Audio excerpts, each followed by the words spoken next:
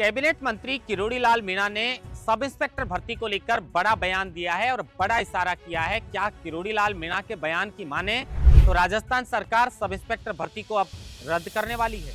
बातचीत इस पर भी करेंगे, लेकिन जयपुर के अंदर बालमुकुंदाचार्य ने जिस तरीके से विरोध प्रदर्शन किया और जिसके बाद जिस तरीके से जामा मस्जिद की सीढ़ियों पर पोस्टर कुचले गए जूते से, उसके बाद पूरे शहर में किस तरह तनावपूर्ण स्थिति बनी, लोग उग्र हो गए, पुलिस को बल प्रयोग करना पड़ा, बालमुकुंदाचार्य के खिलाफ एफआईआर दर्ज कर दी गई और उसके बाद इस मामले को कैसे शांत किया गया, माफी भी बालमुकुंदाचार्य को इस पूरे मामले को लेकर मांगनी पड़ी।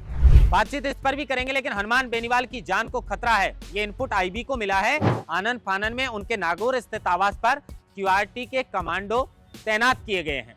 तो वहीं हनुमान बेनीवाल अब अनिश्चितकालीन धरने पर बेरोजगार युवाओं के साथ जयपुर के शहीद स्मारक पर बैठ चुके हैं।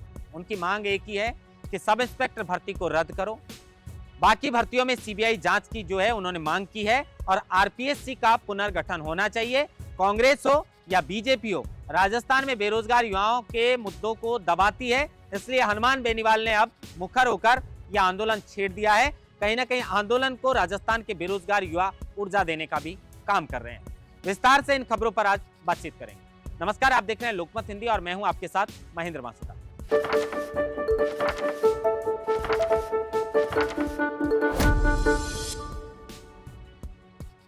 सबसे पहले बात किरोड़ी लाल मीणा की भी करेंगे, हनुमान बेनीवाल की भी करेंगे, लेकिन जिस तरह से विगत 2 दिन से जयपुर शहर की स्थिति तनावपूर्ण हुई, इसकी वजह क्या रही, क्यों हुई और उसके बाद ये पूरा मामला आखिर कैसे शांत किया गया, उस पर बातचीत करते हैं। पहलगांव में जो आतंकी हमला हुआ था, उसके बाद इसका पूरे देश भर में विरोध प्रदर्शन हो रहा था और सब यही मांग कर रहे थे कि भाई पाकिस्तान को तो कड़े से कड़ा जवाब देना ही चाहिए। उसको लेकर केंद्र सरकार की ओर से कुछ रोक भी पाकिस्तान के लिए की गई है।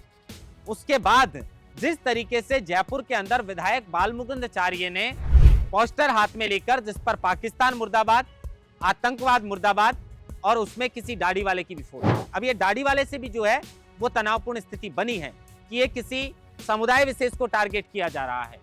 लेकिन जैसे ही वो पोस्टर लेकर जामा मस्जिद इलाका हो या फिर जयपुर के बाकी जो इलाके हैं जिसमें रामगंज भी शामिल है, इनको लेकर जब वो जुलूस यात्रा निकाल रहे थे, विरोध प्रदर्शन कर रहे थे इस आतंक के खिलाफ, तो उस वक्त एक मामला ऐसा हुआ जिस तरह के आरोप लग रहे हैं कि बालमुकुंदाचार्य ने जामा मस्जिद की सीढ़ियों पर उन पोस्टरों को डालकर, जो कई सोशल मीडिया पर वो वीडियो भी जमकर चल रहा है कि उन्होंने कुचलने का काम किया जूते से।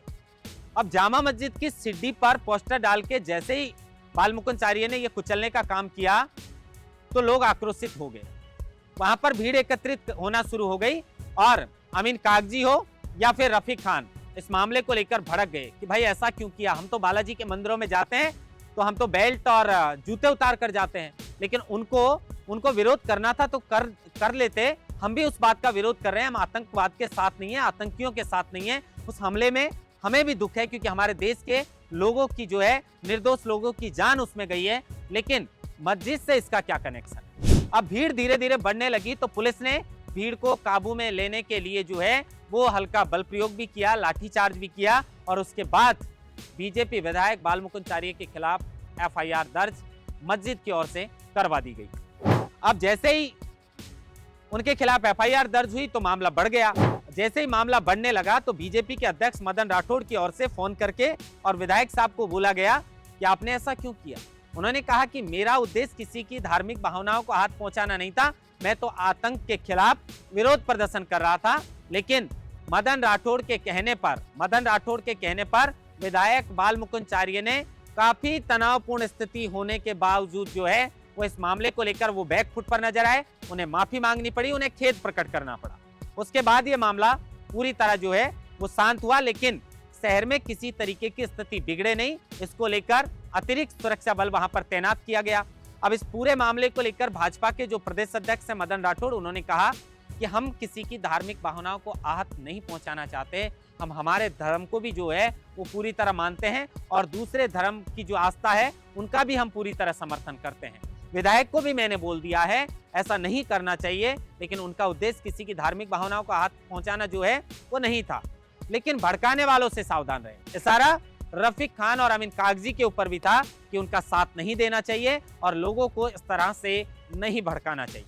लेकिन कहीं ना कहीं इस मामले को लेकर जो है वो विधायक बालमुकुंद चारिये ने, क्योंकि जामा मस्जिद से इस बात का कोई भी कनेक्शन नहीं था कि पहलगांव में आतंकी हमला हुआ, आप जयपुर में प्रदर्शन कर रहे थे तो आपको जामा मस्जिद की सीढ़ियों पर जूते पहनकर इस तरह से उन पोस्टरों को डालकर कुचलने की आवश्यकता नहीं थी। अगर आप सिर्फ विरोध कर रह जाते तो शायद ये मामला इतना नहीं बढ़ता। इसकी वजह से शहर में 2 दिन तनावपूर्ण स्थिति देखी गई और पुलिस का भारी संख्या में जो है वो जाब्ता वहां पर तैनात किया गया। रफीक खान और अमीन कागजी ने पुलिस कमिश्नर से भी बात की और उस मामले के बाद इनके ऊपर एफआईआर दर्ज की गई थी। लेकिन शाम होते होते बैकफुट पर आ गए बालमुकुंद चारिये और उन्होंने इस पूरी घटना को लेकर खेद प्रकट किया और मामला पूरी तरह से शांत हो गया।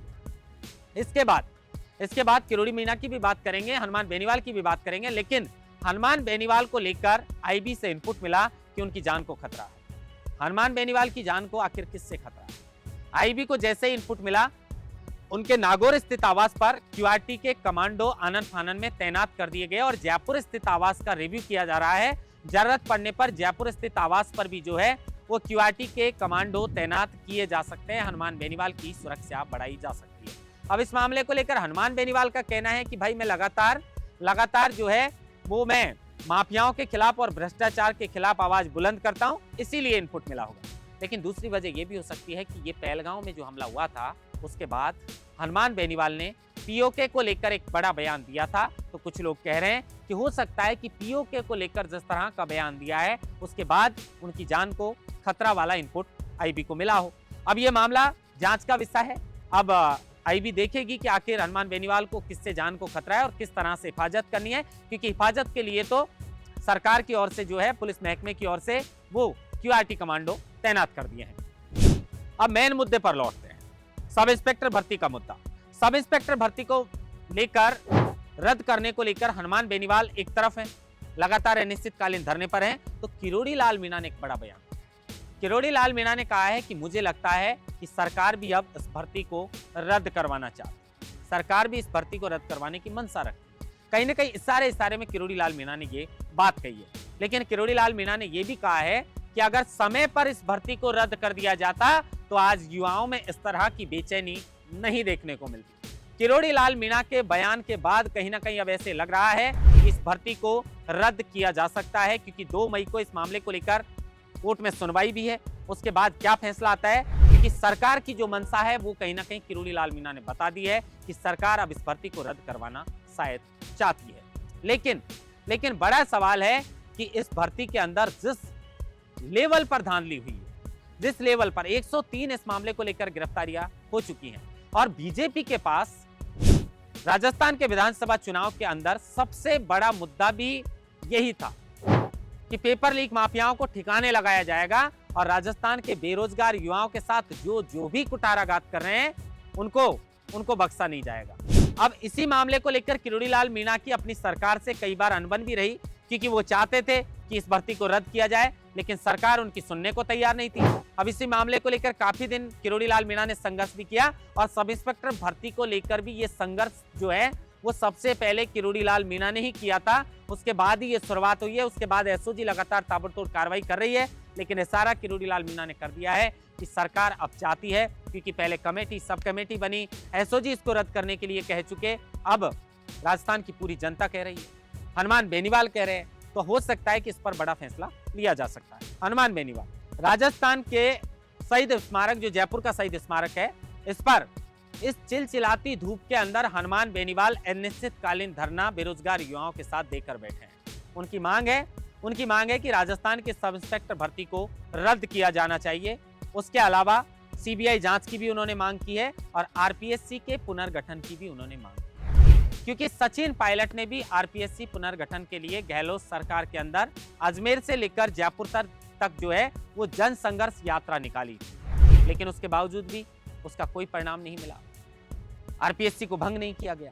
लेकिन अब हनुमान बेनीवाल ने मांग की है और हनुमान बेनीवाल कहीं ना कहीं युवाओं को अपनी तरफ आकर्षित करने में लगे हुए हैं। जो नेता पहले किरोड़ी लाल मीणा के साथ युवा नेता नजर आते थे, अब वो फौज हनुमान बेनीवाल के साथ है। हनुमान बेनीवाल एक संघर्षशील नेता हैं, इसमें कोई दोहराई नहीं। हनुमान बेनीवाल का खींवसर में गढ़ माना जाता था। खैर चुनाव के अंदर जीत और हार दो ही होती हैं। इस बार हनुमान बेनीवाल का ऊंट दूसरी करवट बैठ गया, उनकी हार हो गई।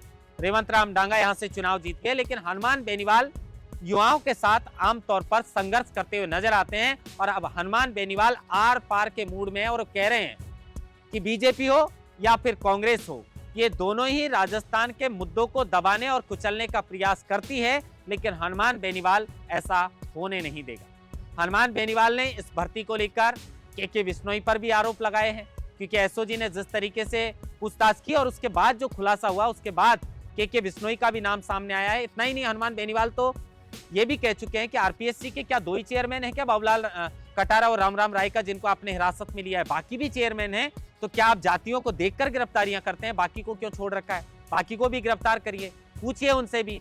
और क्यों सिर्फ कांग्रेस सरकार के अंदर जो भर्तियां हुई हैं उनकी आप जांच करवा रहे हैं?